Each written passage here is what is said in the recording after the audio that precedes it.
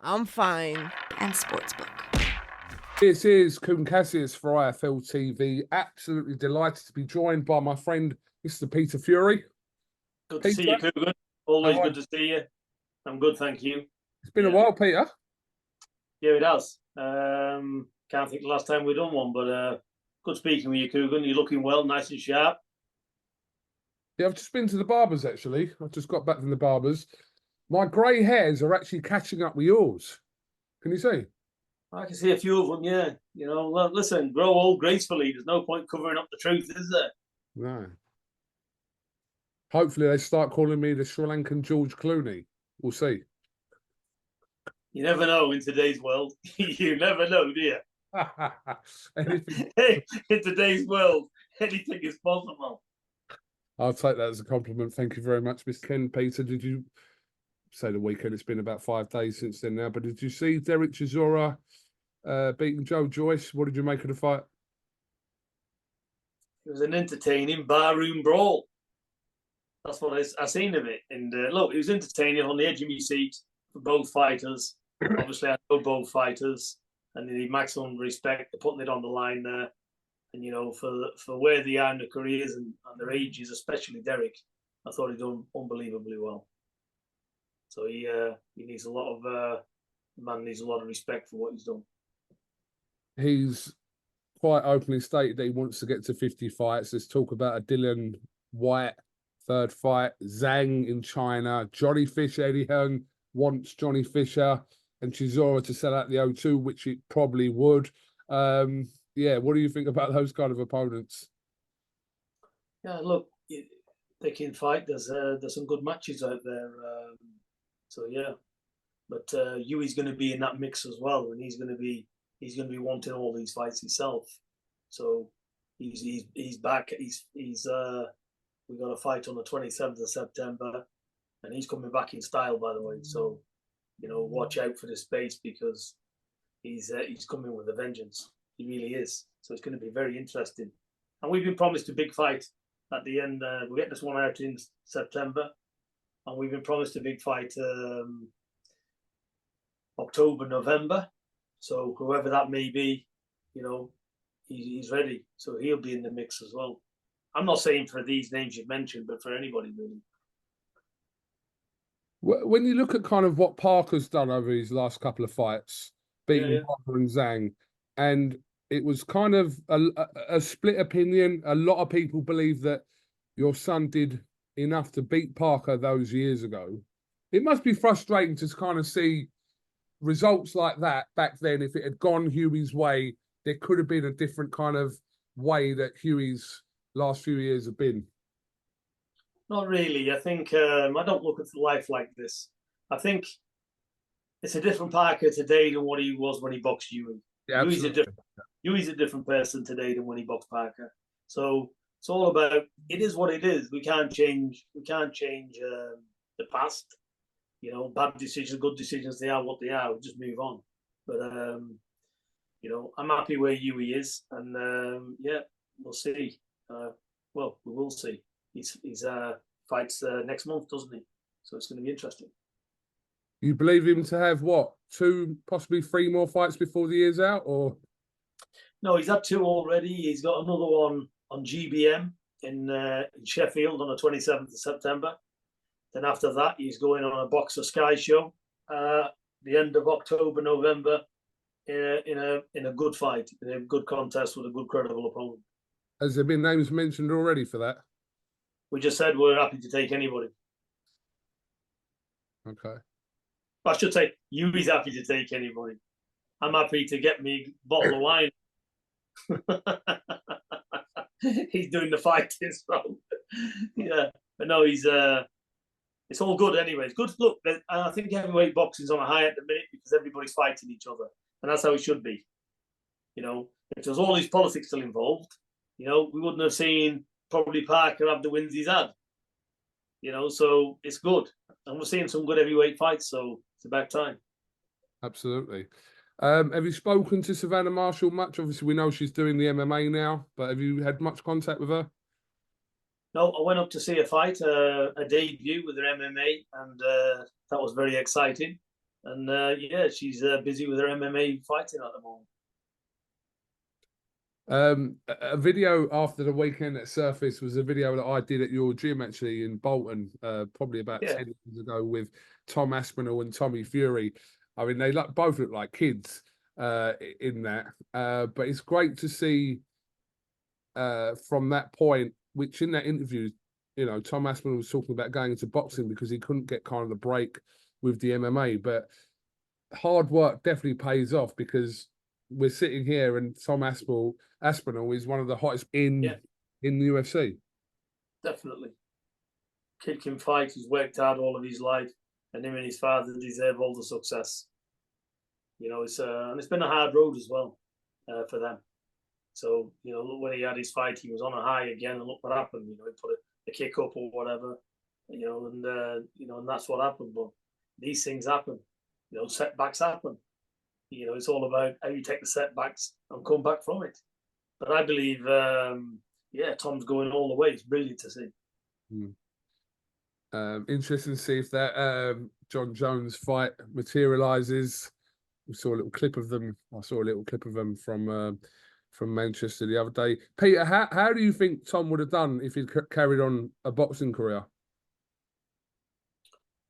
I think Tom would have done well. He had sharp hands, and when he got his punches going correctly, he had one pro fight he did. He fought a good, solid journeyman, and he wiped him out in about 45 seconds. You know, so he's. But look, his art wasn't in boxing. You know, this kid, his dad's trained him from being 6 years of age in the MMA. Me and his dad had many of a conversation, and he's, you know, and his dad said, you know, in the end, you know, his heart's not in it. I think he was training with us for a good 3-4 years. Could have been longer. And like I said, he had a pro fight even. But his heart was always in the MMA. So, but look, he done his boxing, took something away with that. The MMA, it's all good. So he's in the right sport. You've got to go where your heart tells you to go. So, but I think he's a big, strong athlete. I think whatever he did, he'd be successful at it. Yeah, absolutely. Peter, just a couple of fights obviously coming up before the end of the year that I wanted to kind of get your opinion on, as we always do.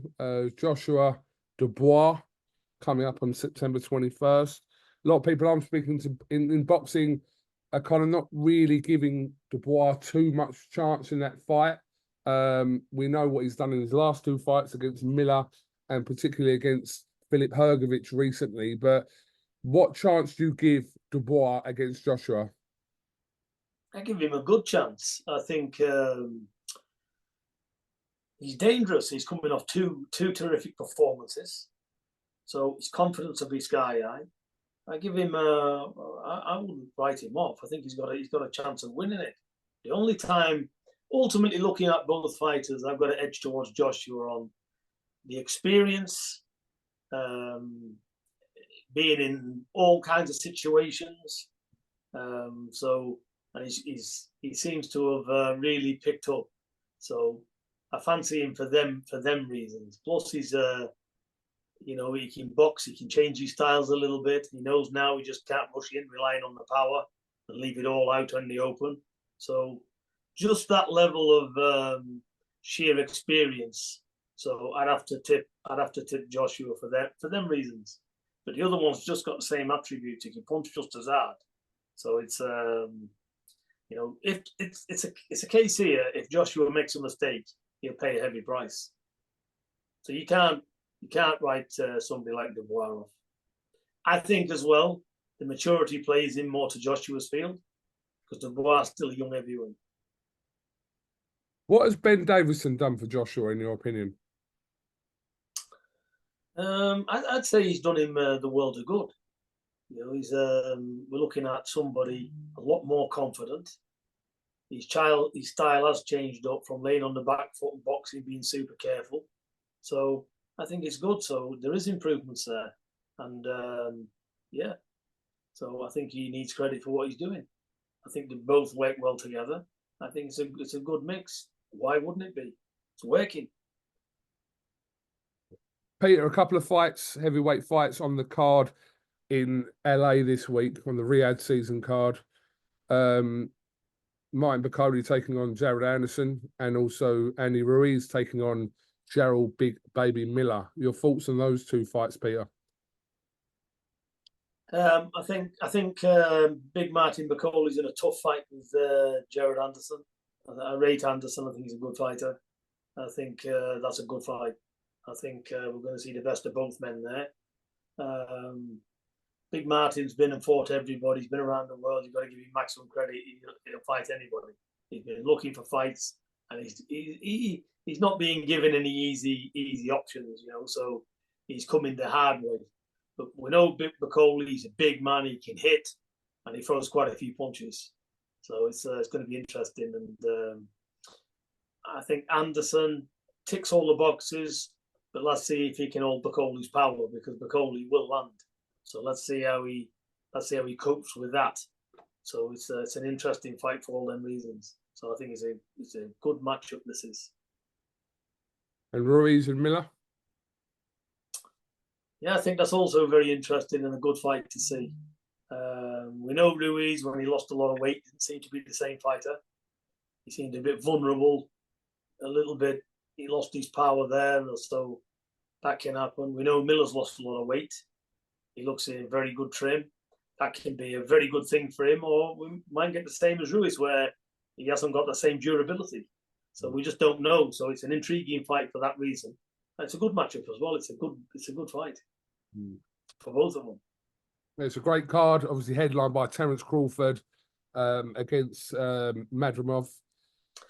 So I think Crawford, for me, is just a phenomenal talent. Does everything spot perfect. The timing he's got, the footwork, in distance, out of distance.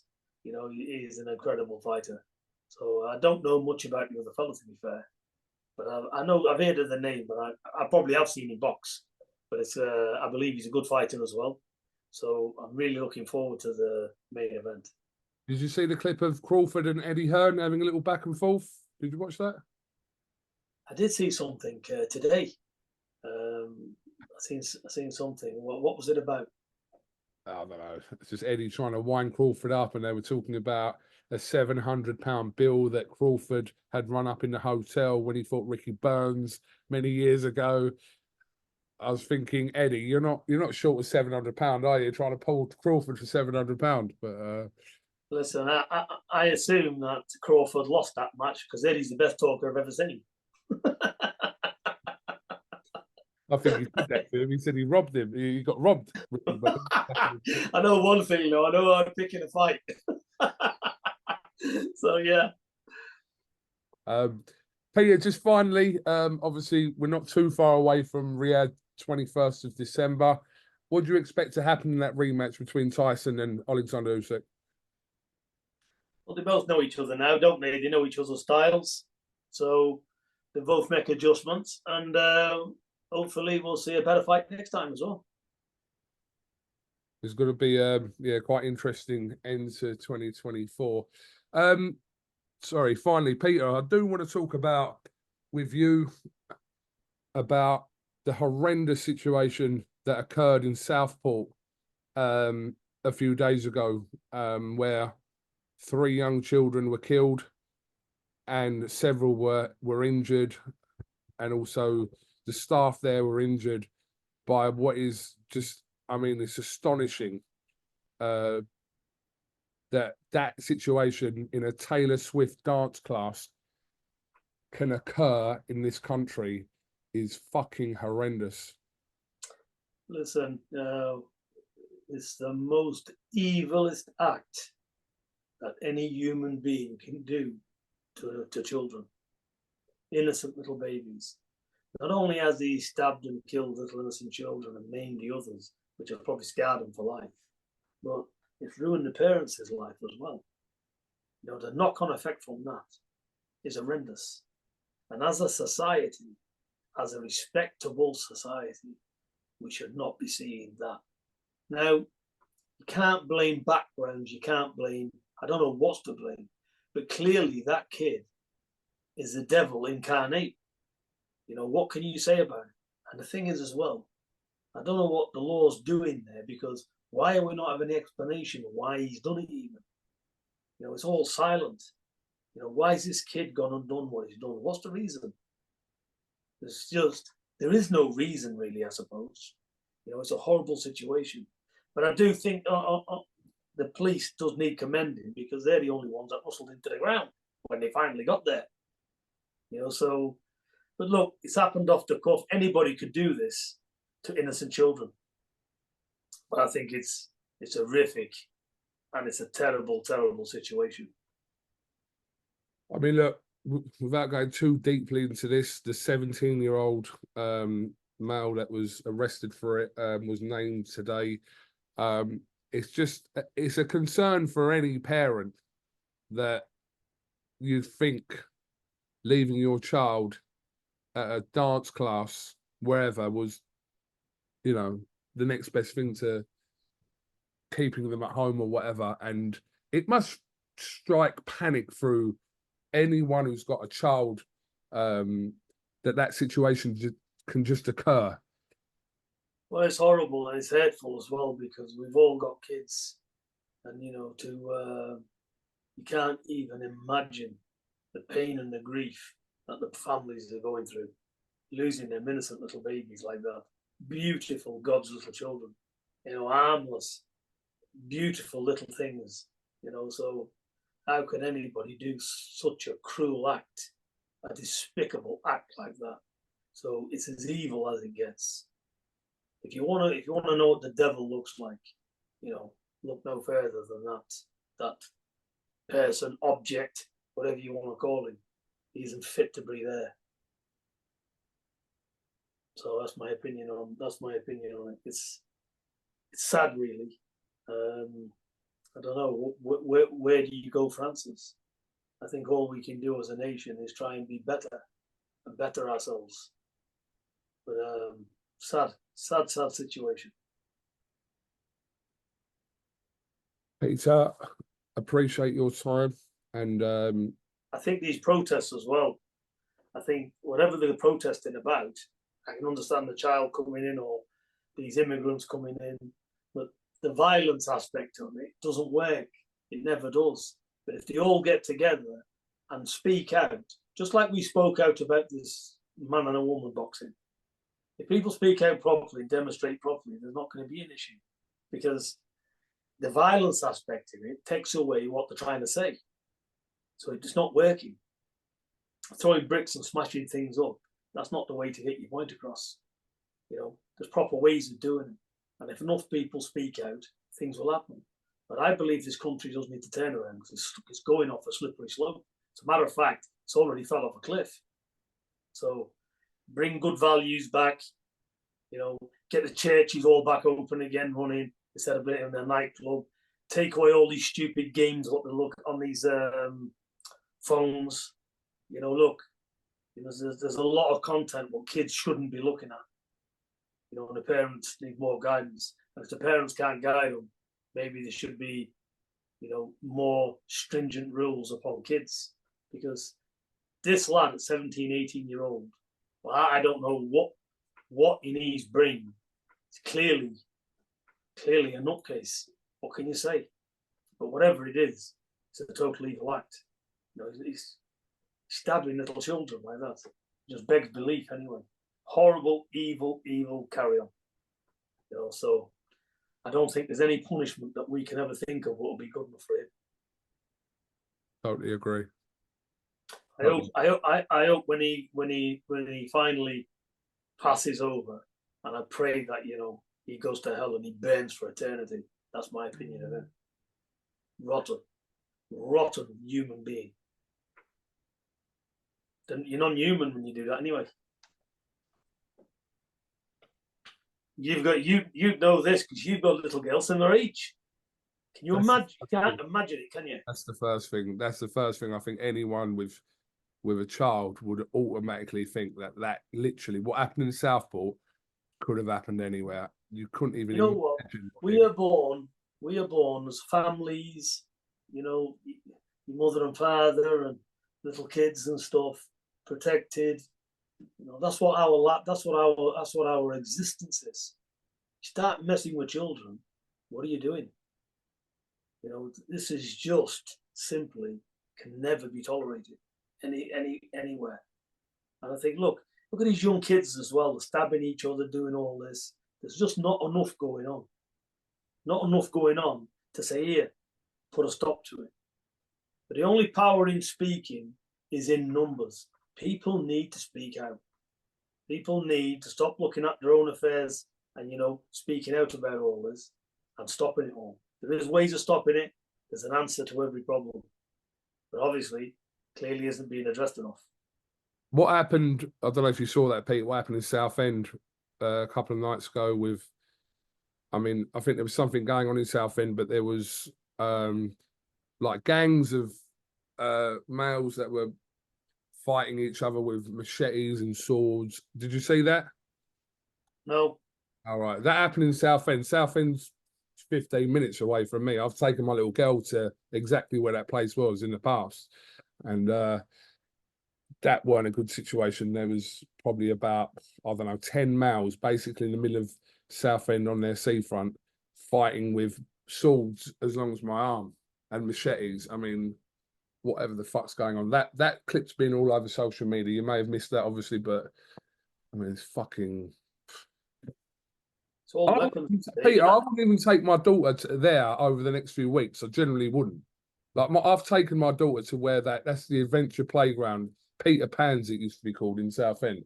I've taken my daughter there. Like, I wouldn't take my daughter there. No chance I would take my daughter there in the coming weeks.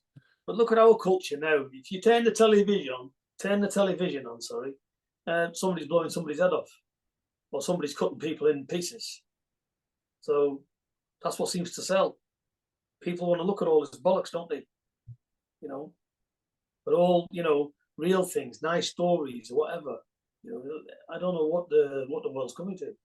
You know, you turn the television on, and it's all about. You see a film today, it's all those ton of violence in it. You know, and it's not reality anyway.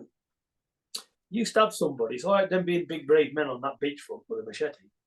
You cut somebody's head off, and when he's juggling it, he dies. Let's see what you're like when you're facing a lifetime in prison. Then there's big regrets. You ain't got all your mates around you when you come and face the harsh reality of the law, have you? Why do it in the first place? You know, so you're achieving nothing, you're gaining nothing, only ruining somebody's life and your own to go with it. So where's the sense in all of that? But a lot of these young ones, they're not seeing it. So it's a bit of a sad old carry on. But I think it's never too late, and things can change, but we need to change it. And I'm the same as everybody else. See all these immigrants coming on boats, and people who live here on the street with nothing. They're getting put up everywhere. You know, they're not our culture, are they? So, and they're just coming in droves. You know, why are they doing that? We're in a recession. Country can't afford to keep itself, and all these are coming in. Where's the benefit? Where's it helping this country? It's not helping this country.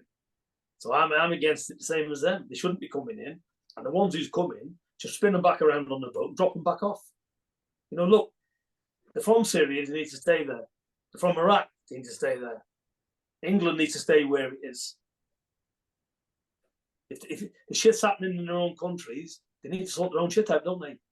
No, it shouldn't be everybody else's problem. Because again, these cultures, and there's an army of these young men coming across, they haven't got our values and cultures. They don't know our laws. So it's very, very complicated. And it's a recipe for disaster anyway. And that's how it's turning out. And that's not related to this incident the other day. You know, that's just the way the country's going. The country can't keep itself, and we've got an army of refugees coming in, taking fortunes of money, where the money could be spent elsewhere, couldn't it? Well, the country is in a fucking bad state. I think we can end it on that. Otherwise, we'll end up talking all night. KUGAN, we are where we are, but getting back to them children, God Almighty, I pray for their little souls, I really do, because there's no words to describe the heinous act of that. I agree. I definitely fucking. And that news presenter, he's another one, that paedophile. You know, got to discuss him as well. And watching him coming to court, was it yesterday? Today, super cool with his sunglasses on. You know, having a paedophile sending him implicit images of kids. You know, this is somebody on your news channel, BBC, everywhere. You know, so when you look at it, who's running the country anyway? There's probably loads of these that we don't know about. So who knows? But we need to get back to being good and getting all these poisonous people out the way. And good on the police for exposing them anyway, because that's one less to worry about. Peter Fury, thank you very much for talking to IFLTV. We'll definitely catch up with you in the coming weeks. And I hope you have a good Thursday evening. Same to you, KUGAN. Let's pray for a better day tomorrow. Yeah. Top man. Thank you very much, Peter. You're welcome. Wall Street Memes Casino. I'm fine. And Sportsbook.